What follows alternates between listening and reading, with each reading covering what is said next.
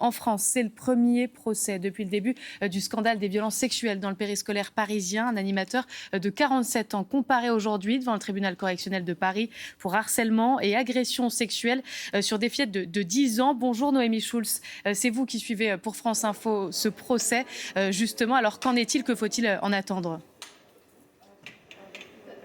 Alors ce procès devrait se tenir à huis clos à la demande des parties civiles, toutes très jeunes puisqu'elles étaient âgées de 9 et 10 ans au moment des faits. Et si cette affaire est jugée aujourd'hui, eh bien c'est grâce au courage de certaines d'entre elles. En effet, à l'automne 2024, plusieurs élèves de l'école Titon dans le 11e arrondissement à Paris ont dénoncé le comportement très bizarre de cet animateur qu'elles connaissaient depuis des années. Les fillettes qui étaient alors en CM2 ont décrit à la directrice de l'école puis aux enquêteurs les petits surnoms déplacer les dessins hyper sexualisés qu'il leur faisait faire en atelier manga ou encore les câlins très serrés imposés. 3 élèves racontent même que lors de ces accolades, les mains de l'animateur glissent sur leur poitrine, ce qui vaut à cet homme âgé de 47 ans d'être jugé pour harcèlement sexuel sur 9 enfants, mais aussi pour agression sexuelle pour 3 d'entre elles. L'homme, qui était animateur depuis une vingtaine d'années, avait été immédiatement suspendu, puis par la suite placé sous contrôle judiciaire. Lors de l'enquête, il a pu s'expliquer, reconnaître, donner des surnoms aux élèves, mais il a nié tout geste déplacé. Les victimes, qui sont aujourd'hui collégiennes, ne devraient pas être présentes, mais leurs parents, eux, seront là. Merci beaucoup Noémie Schulz pour toutes ces précisions. Et bonjour à vous Anne, vous êtes cofondatrice du collectif SOS Périscolaire. Vous êtes l'invitée du 11-13 aujourd'hui, merci d'être venue. Alors on a entendu Nicolas G, il risque 10 ans de prison, 150 000 € d'amende. Ce premier procès surtout, il va donner le ton de la suite. On l'espère en tout cas, puisque dans la plupart des cas, malheureusement, les plaintes sont classées sans suite. C'est pour ça que c'est le tout premier procès parisien. Il y en a eu en province, puisque nous, on s'occupe de tout le territoire. Mais à Paris, c'est vrai qu'on espère que ça marquera un tournant, notamment dans la prise en compte de la parole des enfants qui est si souvent minimisée. Et c'est vraiment ce qui est important dans cette affaire particulièrement, parce que ce sont ces fillettes de 10 ans qui ont été ouvrir la voie, ouvrir la porte de leur directrice pour parler de ces mots doux, inappropriés, de ces câlins appuyés, comme nous l'a dit Noémie, sur certaines parties du corps. C'est une étape évidemment essentielle dans la reconnaissance de la parole de l'enfant et de leur courage. Oui, alors il y a 2 choses. À la fois, cette affaire, elle est extrêmement symptomatique des manquements et des dysfonctionnements majeurs que nous, à SOS Périscolaire, on dénonce depuis 2021 déjà. Mais elle est aussi très particulière pour 2 raisons. Est-ce que les autres animateurs auraient pu eux aussi parler ? Par exemple, ça fait partie des dysfonctionnements, mais on peut aussi dire qu'on constate que cet animateur a été tout seul avec un groupe de fillettes sans que personne ne vienne contrôler ne serait-ce que la nature des dessins, puisqu'il avait un atelier manga, il leur faisait dessiner des personnages extrêmement sexualisés. Donc on constate bien qu'il n'y a eu aucun contrôle. Non, ce qui est particulier aussi dans cette affaire, il y a 2 choses. La première, c'est donc que les enfants ont eux-mêmes parlé, non pas parlé à leurs parents, mais ont parlé à la directrice de l'école. Donc déjà, peut-être que la prévention, que la sensibilisation que ces fillettes avaient reçue fonctionne, ce qui est un signal fort. Et l'autre chose, c'est que c'est donc à la responsable de l'éducation, côté éducation nationale, les chefs d'établissement, c'est côté éducation nationale, qui a réagi. Et ça fait partie des choses extrêmement importantes qu'on essaye de mettre en place, c'est-à-dire des ponts entre l'éducation nationale qui gère le côté scolaire et les collectivités, donc les mairies, qui gèrent le périscolaire. Le premier step, c'est qu'à Paris, un protocole a été signé entre l'éducation nationale et la ville de Paris, de manière à rappeler aux fonctionnaires leurs obligations, notamment en fonction de l'article 40, qui les oblige à signaler toute violence commise sur des mineurs dont ils auraient connaissance dans l'exercice de leurs fonctions. Oui, leur responsabilité dans ces signalements. Alors, à peine élu, Emmanuel Grégoire, nouveau maire donc, de la capitale, a mis en place un plan d'action, un plan de 20 millions d'euros qui prévoit de simplifier cette chaîne justement des signalements, la mise en place aussi d'une cellule spécifique et une transparence totale envers les familles. Est-ce que pour vous, ce plan, il est à la hauteur des enjeux ?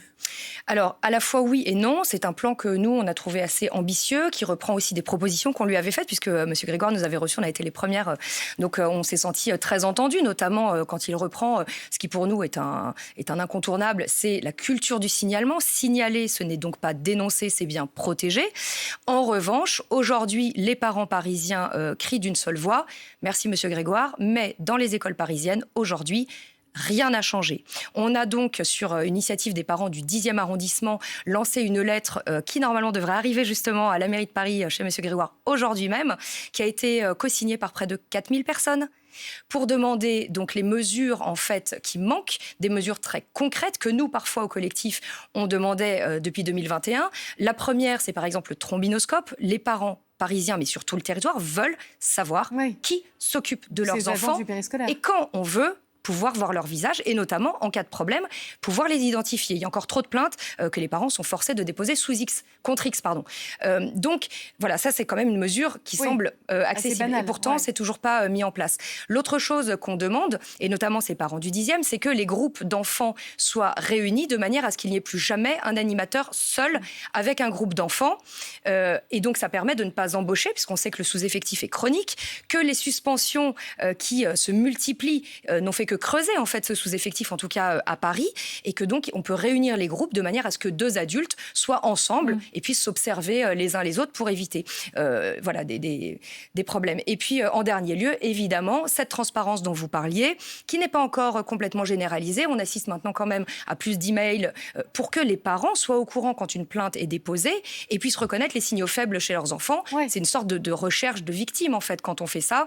Et évidemment, sur le plus long terme, on veut plus de formation, que en fait, l'animation soit reconnue comme un vrai métier, avec des contrôles, des exigences, des critères de recrutement et à plus long terme, une revalorisation totale et sur tout le territoire de ce qui devrait être un vrai métier, avec aussi des sanctions et puis des évaluations en continu. Alors ça, c'est dans le plan, cette école justement du périscolaire pour former ces agents et professionnaliser toute la filière avec des équipes renforcées aussi en maternelle par des éducateurs de jeunes enfants. Et puis, vous parliez de regrouper des espaces sensibles aussi, où les animateurs ne peuvent pas être tout seuls avec les enfants. On pense aussi, par exemple, aux toilettes, puisqu'on doit les accompagner, les plus petits.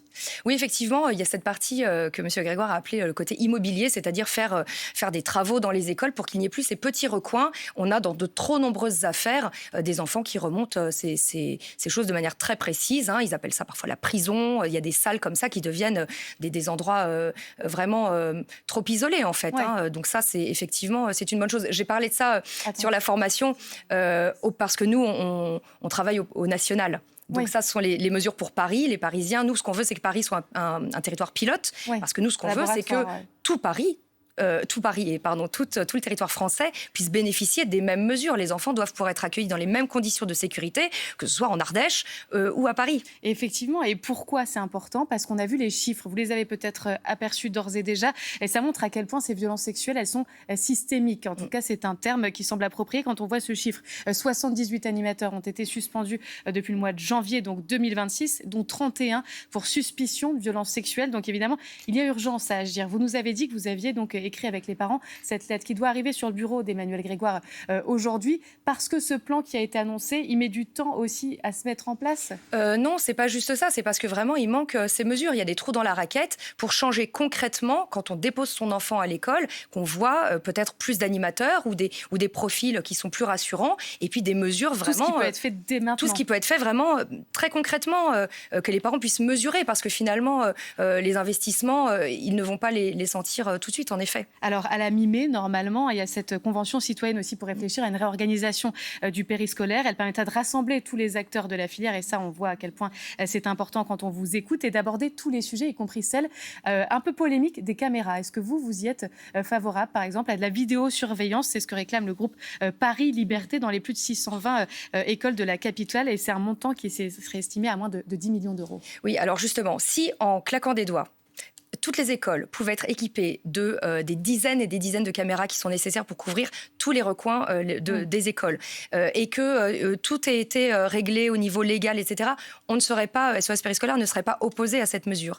Mais on a fait l'exercice de la faisabilité. Ouais. Au niveau légal, on en a parlé, déjà la mairie de Paris n'arrive pas à faire en sorte que leurs agents aient leurs photos sur un trombinoscope. Comment voulez-vous qu'ils acceptent d'être filmés? Donc au niveau légal, au niveau pratique et au niveau coût, c'est tellement compliqué que nous, on préfère soutenir des actions qui ont plus de chances d'être menées à bien, comme par exemple la vérification, que ce soit des antécédents judiciaires ou des antécédents professionnels. Comme on le disait, dans n'importe quelle embauche, on appelle l'employeur précédent. Ça, par exemple, c'est une chose qui n'est pas faite et qui pourtant est très facile à faire. Merci beaucoup d'avoir été avec nous, Anne, pour en parler. SOS Périscolaire, pour parler donc de ce premier procès et des conséquences. Un premier procès d'un homme de 47 ans, un animateur du périscolaire parisien, pour des faits qui remontent à 2014.